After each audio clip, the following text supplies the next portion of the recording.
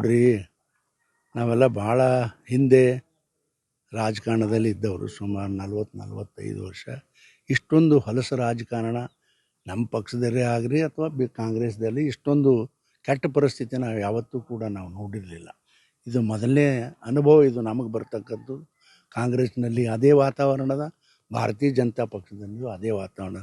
ನಾನು ನಿನ್ನೆ ಪೇಪರ್ದಲ್ಲಿ ನೋಡಿದೆ, ನಮ್ಮ ಸುನೀಲ್ ಜನರಲ್ ಸೆಕ್ರೆಟರಿ ನಮ್ಮ ಪಕ್ಷದವನು ರಾಜೀನಾಮೆ ಕೊಟ್ಟದ್ದು. ಯಾಕೆ ಕೊಟ್ಟೆವು ಅಂತಂದರೆ, ನನ್ನ ಮನಸ್ಸಿಗೆ ನೋವಾಗದ. ಈ ಪಾರ್ಟಿ ಒಳಗೆ ಏನು ವ್ಯತ್ಯಾಸಗಳನ್ನದೋ ನೋಡಿ ಮನಸ್ಸಿಗೆ ಬೇಜಾರಾಗಿ ಕೊಟ್ಟಿನಿ ಅಂಥೇಳಿ ಹೇಳಿದರು ನನಗೆ. ಆದರೆ ಇನ್ನೊಂದು ಸ್ವಲ್ಪ ದಿನ ನೋಡ್ತಾರೆ ಜನ, ಇನ್ನೊಂದು ಸ್ವಲ್ಪ ಕಾಯ್ದು. ಇದು ಯಾವುದೂ ಸರಿ ಹೋಗದೇ ಇದ್ದರೆ ಏನು ತಮ್ಗೆ ಏನೇನು ನಿರ್ಣಯ ಆಗ್ತದೋ ನಿರ್ಣಯ ಮಾಡ್ತಾರೆ. ಅದಕ್ಕೆ ನಾವೇನೂ ಮಾಡ್ಲಿಕ್ಕಾಗೋದಿಲ್ಲ. ಆದರೆ ಇದನ್ನು ಸರಿ ಮಾಡಬೇಕು.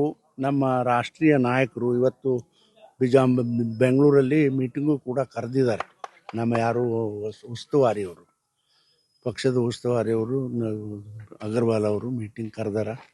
ನಮಗೂ ಫೋನ್ ಮಾಡಿದರು. ನಾನು ಇಲ್ಲ, ನನಗೂ ವೈಯಕ್ತಿಕ ನಮ್ಮ ಕೆಲಸ ಅದ, ನಾನು ಬರೋದಿಲ್ಲ, ಇದ್ರಾಗ ಯಾವುದ್ರಕ್ಕೂ ಸೇರಿಕೊಳ್ಳೋದಿಲ್ಲ ಅಂತ ನಾನು ಸ್ಪಷ್ಟವಾಗಿ ಹೇಳಿದ್ದೀನಿ.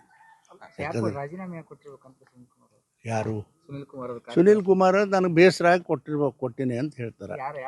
ಯಾರು ಬೇಕಪ್ಪ, ಪಕ್ಷದಲ್ಲಿ ಇಂಥ ಎಲ್ಲ ಚಟುವಟಿಕೆ ನೋಡಿ ಯಾರಿಗಾದರೂ ಬೇಸರ ಆಗ್ತಾವ. ಒಬ್ಬನೇ ಸುನೀಲ್ ಕುಮಾರ್ ಅಲ್ಲ, ಭಾಳ ಮಂದಿಗೆ ಬೇಸರ ಅದ. ನಮ್ಮ ಮುಂದೆ ತಮ್ಮ ಅಳಲನ್ನು ತೋಡ್ಕೋತಾರ. ಏನಪ್ಪ ಪಕ್ಷದಾಗ ಹಿಂಗೆ ನಡೆದ ನಮಗೆ ಯಾಕೆ ಕೇಳ್ತೀರಪ್ಪ, ನೀವು ಪಕ್ಷದ ಹಿರಿಯರಿಗೆ ಕೇಳ್ರಿ. ರಾಷ್ಟ್ರ ಮಟ್ಟದ ಇದು ಏನಪ್ಪ ಬರೀ ಬೆಂಗಳೂರಿಗೆ ಸೀಮಿತವಾಗಿರ್ತಕ್ಕಂಥ ಪಕ್ಷ ಅಲ್ಲ, ಇದು ರಾಷ್ಟ್ರಕ್ಕೆ ಸೀಮಿತವಾಗಿರ್ತಕ್ಕಂಥ ಪಕ್ಷ. ನಮ್ಮ ನಾಯಕರಿಗೆ ಕೇಳ್ರಪ್ಪ, ನಮಗೇನು ಕೇಳಬೇಡ್ರಿ ಅಂತ ಹೇಳಿ ನಾವು ಭಾಳ ಸ್ಪಷ್ಟವಾಗಿ ಹೇಳಿದ್ದೀವಿ.